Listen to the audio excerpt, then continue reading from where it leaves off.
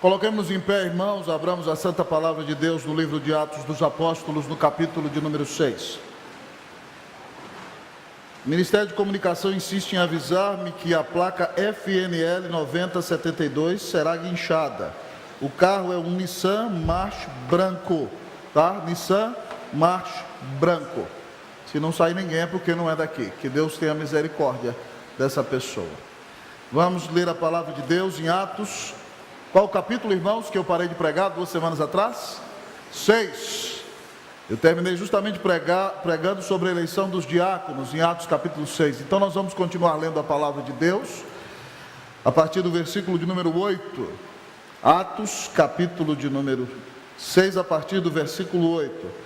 Lembrando de colocar o celular no modo avião.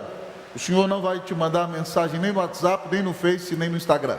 Ele vai falar com você no sermão. Atos capítulo 6, a partir do versículo de número 8. Assim diz a palavra de Deus. Estevão, cheio de graça e poder, fazia prodígios e grandes sinais entre o povo. Levantaram-se, porém, alguns dos que eram da sinagoga chamada dos libertos, dos sirineus, dos alexandrinos e dos da Cilícia e Ásia, e discutiam com Estevão. E não podiam resistir à sabedoria e ao espírito pelo qual ele falava. Então subornaram homens que dissessem: temos ouvido este homem proferir blasfêmias contra Moisés e contra Deus. Sublevaram o povo, os anciãos e os escribas, e investindo-o, o arrebataram, levando-o ao sinédrio. Apresentaram testemunhas falsas que depuseram: este homem não cessa de falar contra o lugar santo e contra a lei, porque o temos ouvido dizer que esse Jesus, o Nazareno, destruirá este lugar e mudará os costumes que Moisés nos deu. Todos comigo, versículo 15. Todos os que estavam assentados no sinédrio, fitando os olhos em Estevão, viram o seu rosto como se fosse rosto de anjo. Pai dos céus, sê propício a nós pecadores. Ó Pai, Tu és digno de honra, glória e louvor. E se Tu, ó Deus, ó Pai, não Te revelasses a nós, Deus, ó Pai, e nos entregasses a nossa própria sorte, nós seríamos, Deus, ó Pai, dignos da Tua ira. Mas Tu nos amaste antes que o mundo houvesse, e deste Teu Cordeiro na cruz por nós. E a Tua palavra nos assegura que por causa da obra desse grande sumo sacerdote, nós temos livre acesso à sala do trono, e podemos entrar confiadamente para alcançar misericórdia, graça e socorro para a ocasião oportuna. Pois bem, amado Pai, nós estamos aqui para ouvir a Tua palavra, porque Tu és Deus de misericórdia, graça e socorro em todas as ocasiões. Fala a nossa alma, abençoa os nossos corações e move-nos, Deus, a sermos sinceras e verdadeiras testemunhas de Jesus neste mundo, Deus, ó Pai, tão carente da graça de Deus. Toma-nos, exalta Teu Filho e abençoa a vida do Teu povo, nós Te pedimos em nome de Jesus. Amém. Assentai-vos, irmãos e irmãs.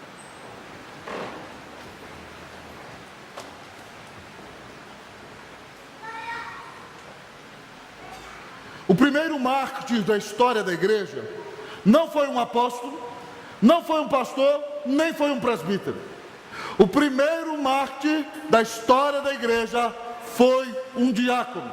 O primeiro que teve o privilégio de honrar o nome do Senhor Jesus, a ponto de dar a própria vida por ele, foi Estevão, um destacado diácono da igreja de Nosso Senhor nos primeiros tempos. E ao olhar para a vida de Estevão, nós vemos que a palavra mártir, amados irmãos, do grego, significa testemunha. Ou seja, ele deu a vida pelo Senhor para testificar o Evangelho e para manter-se fiel, porque ele recebeu de graça a salvação em Cristo Jesus. Ao olhar para a vida deste primeiro mártir, o Senhor pinta um quadro diante dos nossos olhos nessa manhã, no qual ele nos revela a testemunha de Jesus. E a grande pergunta que eu quero fazer a você nessa manhã é a seguinte: você é uma testemunha de Jesus?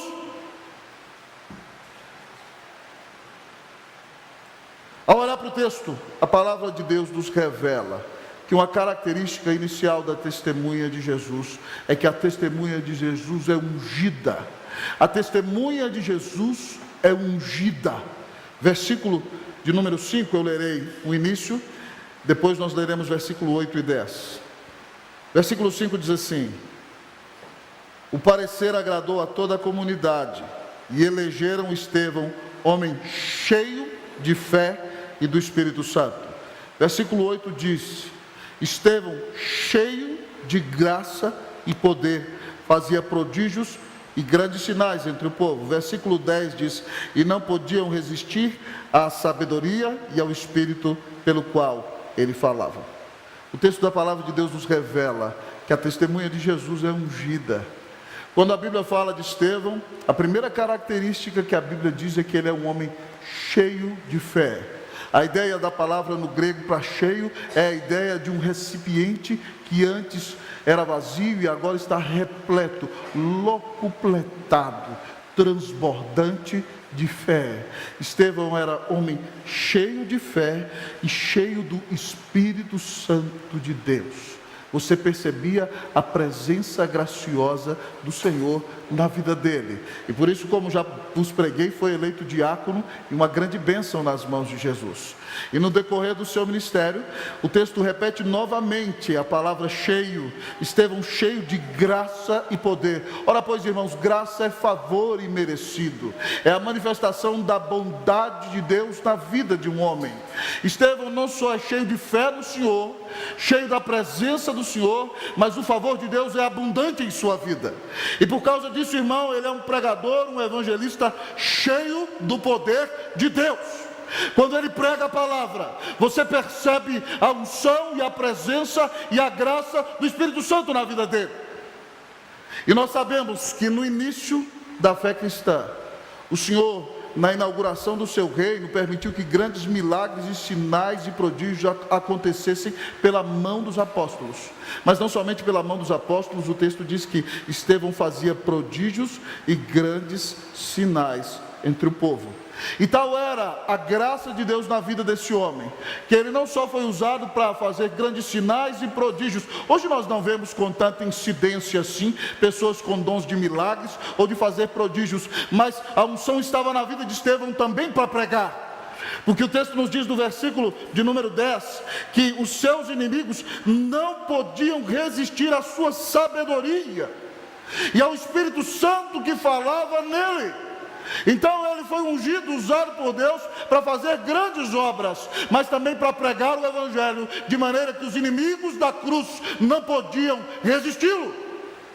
Nós aprendemos na vida deste homem que a testemunha de Jesus, ela está cheia de fé, cheia do Espírito Santo, cheia da graça e do poder de Deus, para testemunhar o Evangelho do Senhor, de maneira que ninguém possa resisti-lo. Você é uma testemunha de Jesus?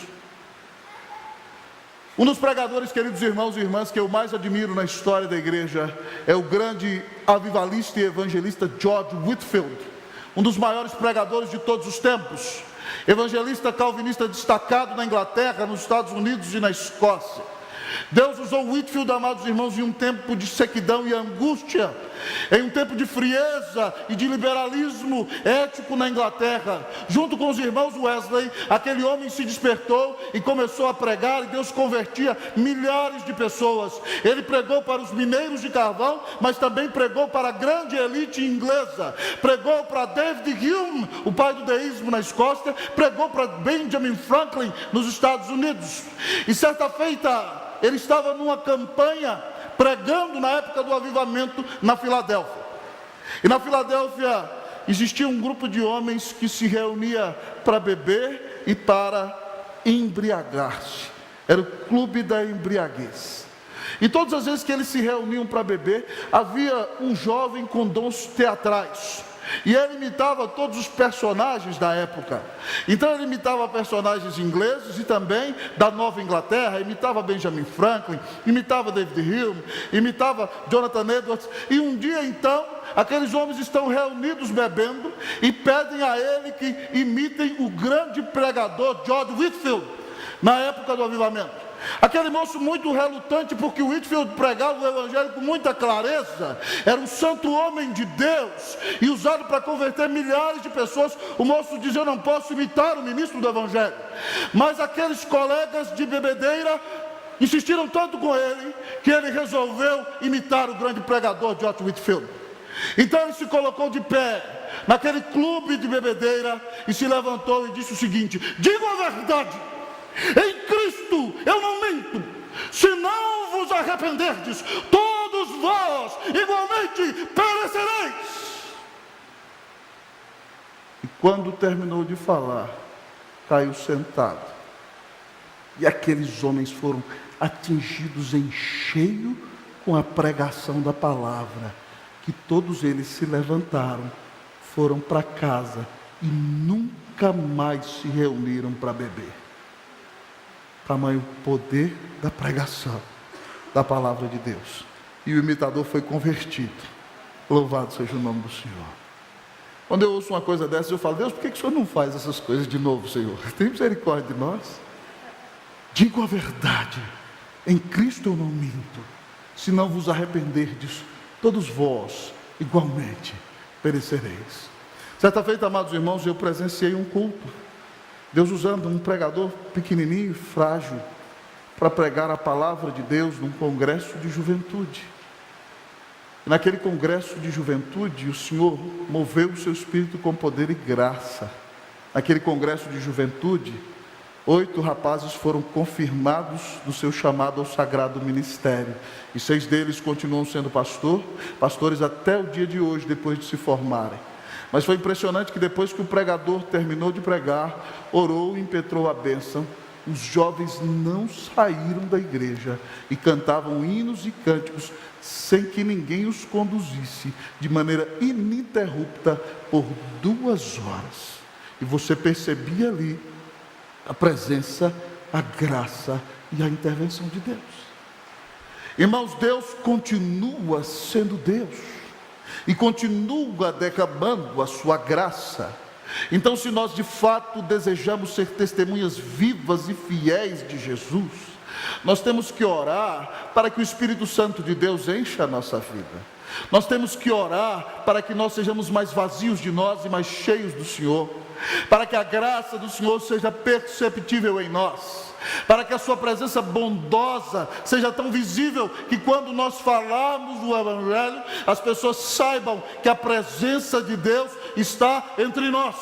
Como se dizia de David Martin Lloyd Jones, que quando aquele doutor abria a Bíblia no púlpito e pregava, detrás dele havia um grande poder, porque ele era um homem cheio da presença e da unção do Espírito Santo. Uma testemunha de Jesus é alguém cheio de Deus. Para ser alguém cheio de Deus, você precisa ter uma vida de sério estudo da palavra de Deus. Você precisa ouvir o Senhor falar com você nas Escrituras todos os dias. Você tem que ter um tempo de oração para ter comunhão com o seu Senhor, para confessar os seus pecados, para que seja vazio de si e cheio da presença de Deus. Você tem que ter uma séria vida de culto, você tem que ser uma bênção no trabalho, você tem que viver uma vida piedosa, você tem que clamar a Deus para estar presente nos cultos de adoração e desfrutar da comunhão do corpo de Cristo e não colocar nada no lugar do seu Senhor. Você é um cristão cheio do Espírito Santo. Poderíamos dizer que você é cheio de fé. Se diria de você que a graça de Deus é perceptível em sua vida. Poderíamos dizer que o poder do Senhor se manifesta em você. A testemunha de Jesus é uma testemunha ungida. Irmãos, nós não temos o poder de mudar o coração de ninguém. Por mais argumento que nós, melhor argumento que tenhamos, por maior capacidade de eloquência que você tenha, só o Espírito Santo pode mudar o coração das pessoas. É por isso que, como testemunhas de Jesus, que vão anunciar o Evangelho, nós vamos invocar a Deus em oração, para que o Senhor nos unja e nos encha da sua presença, em nome de Jesus. Que o Senhor faça de você um crente cheio do Espírito Santo. Que o Senhor faça de você, meu irmão, uma cristã cheia do Espírito Santo. Que a unção de Deus se perceba em sua vida, para que quando você anunciar o Evangelho, as pessoas vejam graça de Deus em você e venham a Cristo por meio da tua instrumentalidade. Que Deus te encha do Espírito Santo, em nome de Cristo Jesus, amém. Você é uma testemunha de Jesus? Pastor, o que caracteriza a testemunha de Jesus? A testemunha de Jesus é ungida, mas também a testemunha de Jesus é perseguida. Outra característica da testemunha de Jesus é a seguinte: a testemunha de Jesus é perseguida. Irmãos, Estevão está pregando e realizando grandes sinais. E o texto nos conta que se levantaram contra ele alguns da sinagoga, chamados libertos, dos sirineus, dos alexandrinos, dos da Cilícia e da Ásia, e discutiam com Estevão. Quem eram esses libertos, irmãos? O grande general Pompeu, algumas décadas antes, nessas regiões dos sirineus, da Alexandria, da Cilícia, da Ásia e até em Israel, levou cativos alguns judeus para Roma. E depois que eles estavam em Roma, ele os libertou e deu a eles cidadania romana. E quando então eles se libertaram, eles criaram uma sinagoga em Roma, chamada a Sinagoga dos Libertos. E então, quando eles vinham a Jerusalém adorar, em lugar de misturar-se com outros judeus, eles mantiveram o seu partido e tinham uma sede da congregação da Sinagoga dos Libertos em Jerusalém. Então esses libertos eram judeus gentios, e talvez não tinham tido encontro tão direto com o Evangelho como os outros judeus. E como Estevão realizava grandes sinais e pregava com eloquência e poder irrefutáveis, eles se levantaram para argumentar contra o servo de Deus, mas eles não podiam prevalecer contra ele. Então, amados irmãos, eles se levantam numa grande perseguição contra a vida deste diácono e pregador do Evangelho, a ponto de levá-lo ao sinédrio para que ele seja julgado. Preste bem atenção comigo no texto, nos verbos que mostram como eles estão prontos para agir e cheios de ódio nessa sua missão. Versículo 9 diz que eles se levantaram. Versículo de número 9 diz que eles discutiam. Versículo 10 explica que eles não podiam resistir. Mas versículo 11, olha o verbo, então subornaram. Ou seja, eles lançaram mão da mentira e de estratagemas. Pastor, o que disseram no suborno? Subornaram homens que dissessem: temos ouvido este homem proferir blasfêmias contra Moisés e blasfêmias contra Deus. Isso não é verdade. Estevão não blasfemaria o nome do Senhor. E ainda que pregue o Evangelho de Cristo, ele não blasfemaria contra Moisés, profeta de Deus. Então eles estão tão cheios de ódio que eles lançam mão do estratagema da mentira. Mas mais do que isso, diz o texto que eles estão ensandecidos de ira. E o versículo 12, olha o verbo comigo, começa com o verbo sublevar. Fizeram um motim entre o povo, chamaram os anciãos, os escribas, investindo, partiram para cima de Estevão, o arrebataram, tomaram, amados irmãos, e o arrastaram, levando-o ao sinédrio. Perante o sinédrio, apresentaram, outro verbo, falsas testemunhas. Diz o texto que elas depuseram, cheias de ódio, amados irmãos, dizendo: este homem não cessa de falar contra o lugar santo e contra a lei. Porque o temos ouvido dizer que esse Jesus, o Nazareno, destruirá este lugar e mudará os costumes que Moisés nos deu. Isso faz parte da mensagem dele, sim, talvez. Mas não blasfemou contra Deus e contra Moisés. Mas veja bem o ódio ensandecido, amados irmãos, daqueles que não entendem que Deus amou tanto ao mundo, que deu seu Filho unigênito na cruz para pagar os nossos pecados. Ah, amados irmãos, todo aquele que quiser viver piedosamente em Cristo Jesus será perseguido, disse o apóstolo Paulo em 2 Timóteo 3,12. Mas não somente disse o apóstolo Paulo em 2 Timóteo 3,12. O próprio Senhor Jesus, quando prega as bem-aventuranças, diz: bem-aventurados sois vós, quando por causa do meu nome vos injuriarem, vos perseguirem, e mentindo disserem toda sorte de mal contra vós. Regozijai-vos e exultai, porque assim foram perseguidos os profetas antes de vós. Preste atenção, meu irmão, todas as vezes que você estiver dando fruto, você será perseguido. Por que, pastor, isso? Porque o diabo, amado irmão, está contra o evangelho de Cristo Jesus. Ele não quer que os homens recebam de graça a salvação que Deus dá pelo seu povo. Mas também, amados irmãos, o espírito deste mundo é um espírito de rebelião contra Deus. E todas as vezes que você prega que o homem tem que reconhecer os seus pecados e crer em Cristo Jesus e submeter-se a Deus recebendo de graça a sua salvação, isso humilha o orgulho do homem e por isso ele se levanta contra o evangelho. Mas até, amados irmãos, muitas vezes pode ser até que no meio da igreja existem pessoas que sirvam ao Senhor por razões equivocadas. Então quando você se levanta e começa a ser usado e Deus te abençoa, talvez essas pessoas fiquem chateadas e persigam você, porque você está sendo fiel e fazendo a obra de Deus. Meus amados irmãos, nesses 20 anos de ministério, tanto no Brasil como fora dele, muitas vezes eu tenho ficado perplexo ao ver coisas que aos meus olhos eram inimagináveis. Em certa ocasião, eu me lembro quando eu formei no seminário, via muito sobre perseguição na Bíblia, mas eu dizia, essa perseguição é externa à igreja. E certa feita eu presenciei numa região, alguém que andava sendo muito usado por Deus, e se destacando acima da média, e de repente então, surge uma falsa acusação contra aquela pessoa, e os pares daquele irmão que eram beneficiados pelo seu ministério, se levantaram prontamente e tomaram aquela acusação, já queriam disciplinar o irmão, que graças a Deus, teve a sua inocência defendida pelo próprio Senhor, e foi mostrado que não tinha culpa alguma. Mas eu fiquei perplexo em observar aquilo, meu Deus, esses irmãos são pares desse irmão, e reagem desse jeito, tudo por causa, amados irmãos, da inveja de não tolerar o outro se destacando mais. Isso também não acontece na política desse mundo. Quando há projetos que serem aprovados, alguém diz, não podemos aprovar esse projeto, porque está sob a liderança de fulano, e se nós aprovarmos o projeto, fulano se destacará. Ora pois, onde estão os homens que querem o bem público da nação? Que querem o bem da população? Que não estão preocupados com os louros e com os louvores que receberão? Por que fazemos o que fazemos, amados irmãos? Fazemos para a glória de Deus ou fazemos para a nossa própria glória? Preste atenção, meu irmão, quando alguém perseguir você, seja no mundo, seja dentro das quatro paredes de uma igreja, se você está sendo perseguido por ser fiel a Jesus, regozije-se, exulte, alegre-se, porque Cristo Jesus sofreu e deu a vida na cruz por você. Pastor, não tem jeito. Não tem jeito.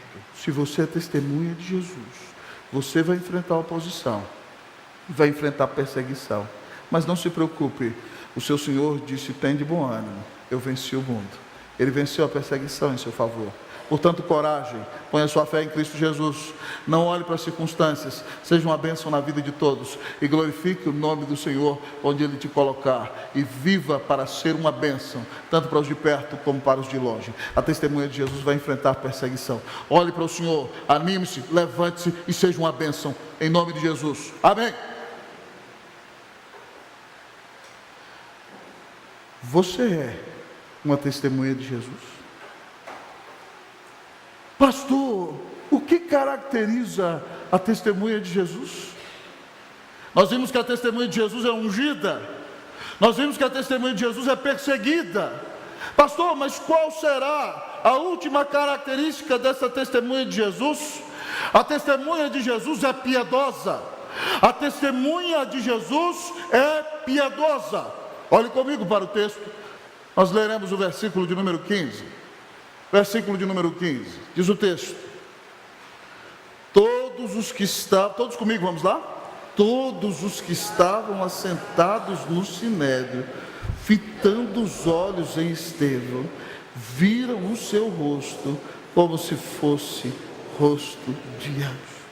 Eu fico perplexo com essa cena, irmãos.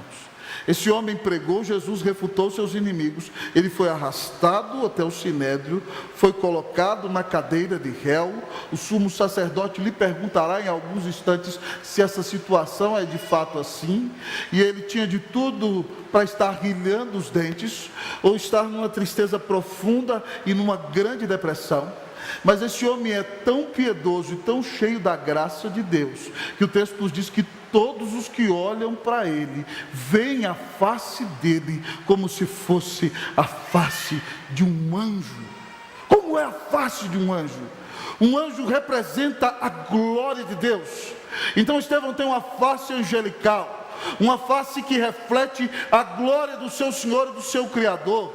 Um anjo tem uma face, amado irmão, que demonstra a graça, a calmaria, o controle do Espírito Santo. Você olha para a face de Estevão, ele vai ser assassinado dentro de alguns instantes, mas a sua feição é uma feição de alguém cheio de paz, dominado pelo Senhor, controlado pelo Espírito Santo, refletindo a bondade de Jesus.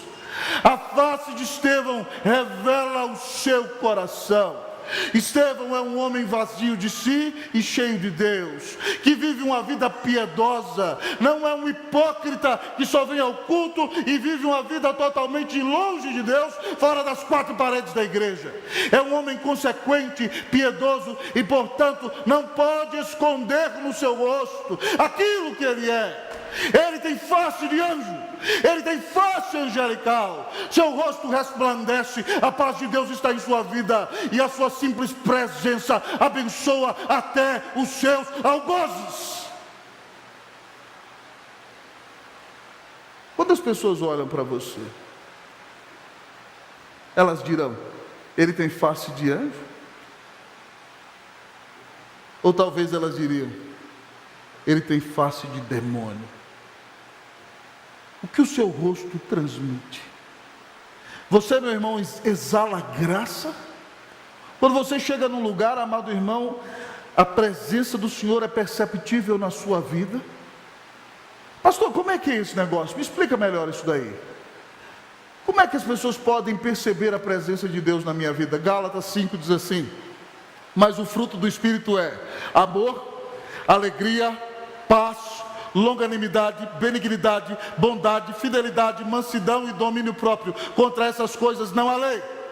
Então, meu irmão, se as pessoas querem perceber piedade em você, elas têm que perceber em você uma pessoa amorosa.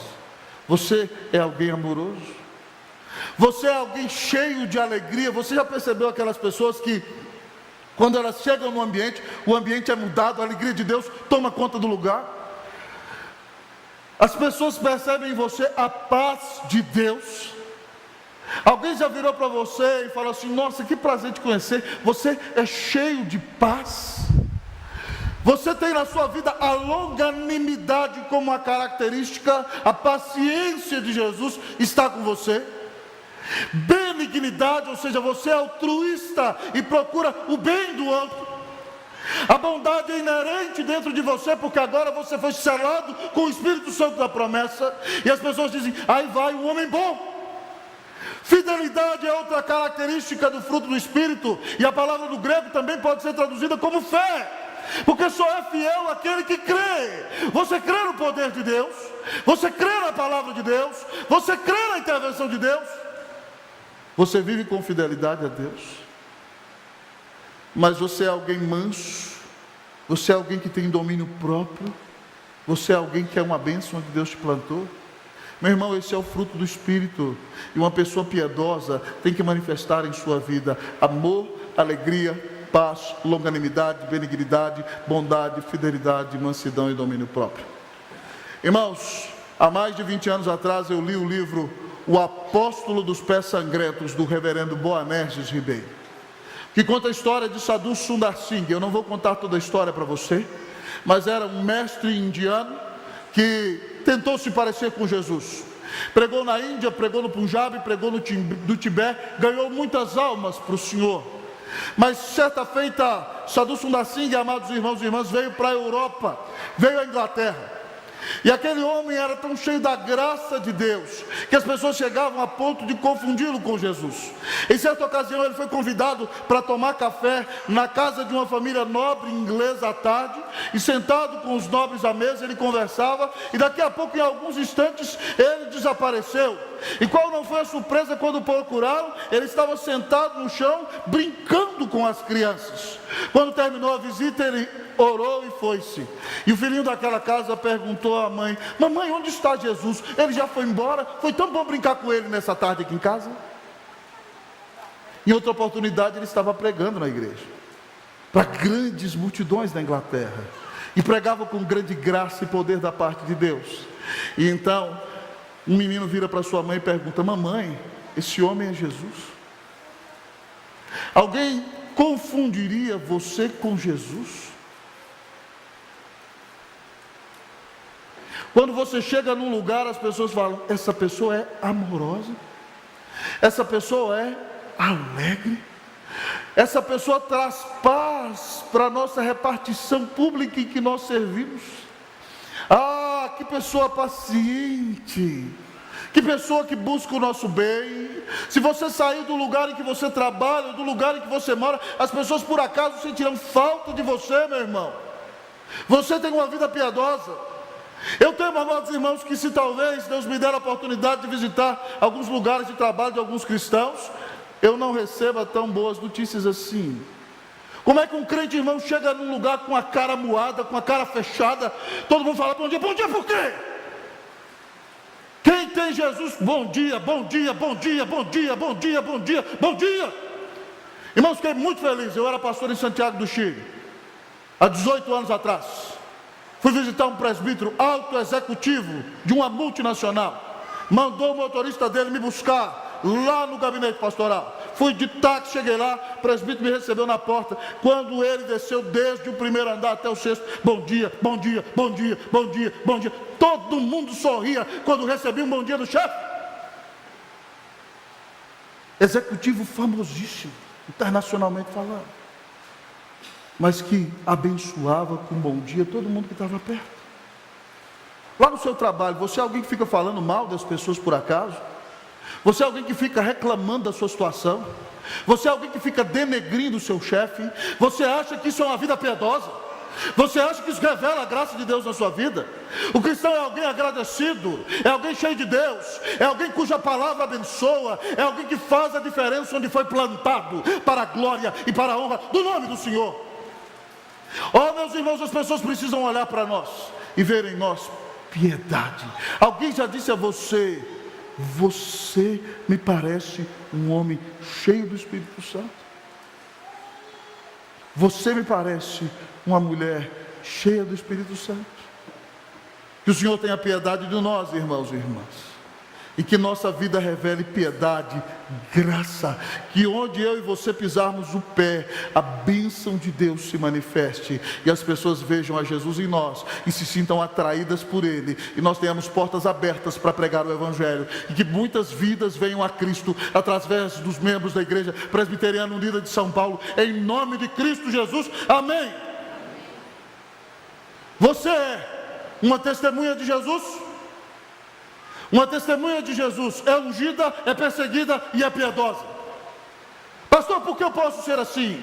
Porque Deus amou tanto você, que deu o Filho dele para morrer na cruz do Calvário.